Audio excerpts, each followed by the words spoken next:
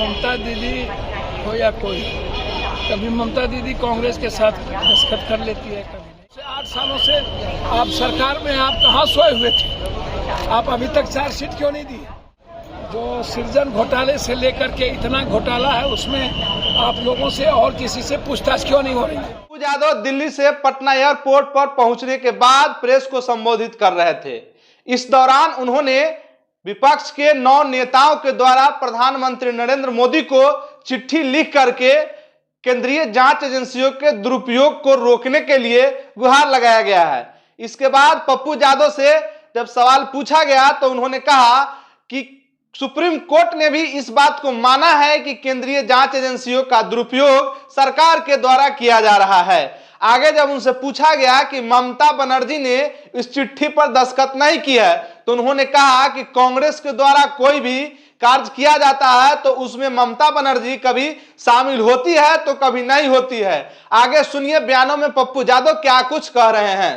यह है, चाहे वो ममता बनर्जी हो और तमाम, उन्होंने एक चिट्ठी भी प्रधानमंत्री को लिखे हैं, तमाम विपक्ष के बड़े नेता जो है। उस चिट्ठी में नीतीश कुमार ने, लेकिन उसमें नीतीश कुमार का नाम साइन नहीं किया। एजेंसियों में थोड़ा सा IB, CBI, यही सब। जी ये तो सर्वोच्च न्यायालय भी इस बात को स्वीकार करती है और उन्होंने भी कहा, आप ममता दीदी हो या कोई, कभी ममता दीदी कांग्रेस के साथ दस्तखत कर लेती है, कभी नहीं करती है। नीतीश कुमार जी अपनी अलग पार्टी है। अब नीतीश कुमार जी भी PM के चेहरे हैं, ममता दीदी भी PM के चेहरे हैं, तमिलनाडु के CM भी PM के चेहरे हैं।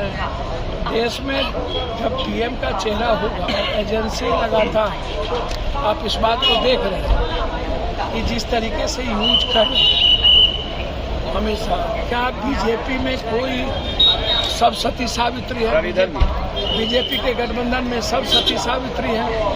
नीतीश कुमार जी को तो कोई घाटा नहीं ना होने जा रहा है भाई। लालू यादव जी ने गलत सही क्या किया? तो आप 7 सालों से, 8 सालों से आप सरकार में, आप कहाँ सोए हुए थे? आप अभी तक चार्जशीट क्यों नहीं दी? आप क्या डरा रहे थे? या नीतीश कुमार जी आप दोनों न मिल जाए इसके लिए आप इंतजार कर रहे थे? तो आपने जब देख लिया नीतीश दोनों मिल गए और आपकी बात नहीं चली, तो अब आप डर को खोल रहे हैं। तो अपने तरीके से आप एजेंसीज को चलाइएगा और उसके बाद कुंभकर्ण के नींद में सोइएगा। गलत को गलत करिए, मुझे उस पर आपत्ति नहीं है, वो कोर्ट देखेगी। चंद्रचूड़ जी है, विपक्ष को कमजोर होने की जरूरत नहीं है। विपक्ष यदि गलत नहीं है तो कोई माय का लाल, कोई एजेंसी कुछ नहीं कर पाएगी। गलत होगा तो डरना होगा, इसको आप समझ लीजिए। सुशील मोदी कह रहे हैं कि वही आदमी हस्ताक्षर किए हैं जो कि कई घोटाला में फंसे हुए हैं। सर, सुशील जी क्या कह रहे हैं? पहले तो सुशील जी से पूछिए, बिहार में जो सृजन घोटाले से लेकर के इतना घोटाला है, उसमें आप लोगों से और किसी से पूछताछ क्यों नहीं हो रही है?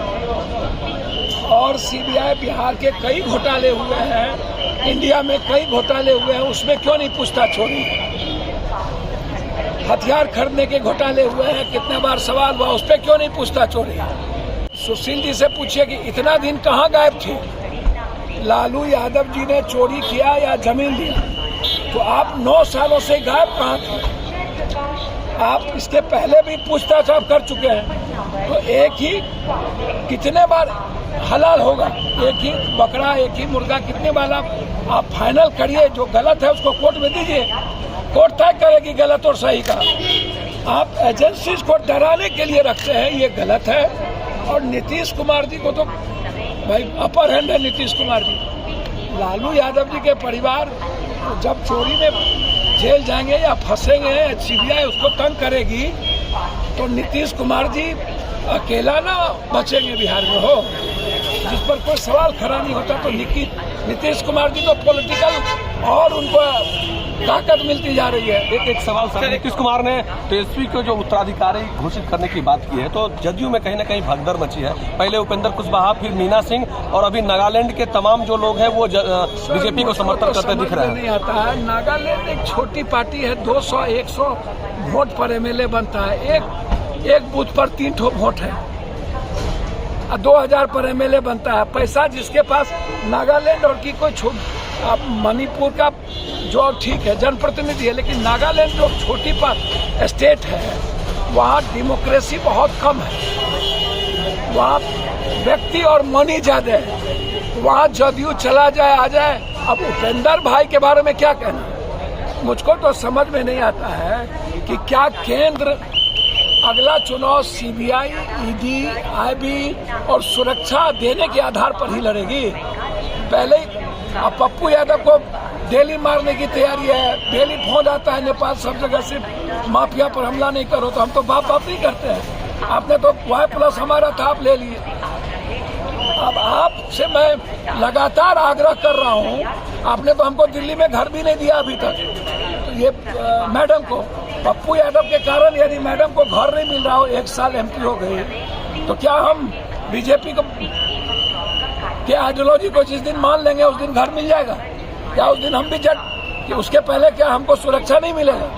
तो अब आप छोड़ दीजिए, उपेंद्र भाई, सोहनी जी, चिराग भाई, सब भाई, आप इतने समझिए यह कंट्री 2024 का चुनाव IB, ED, CBI, चुनाव आयोग और सिक्योरिटी के आधार पर ही लड़ेगी। लास्ट में हिंदू मियाँ चलेगा।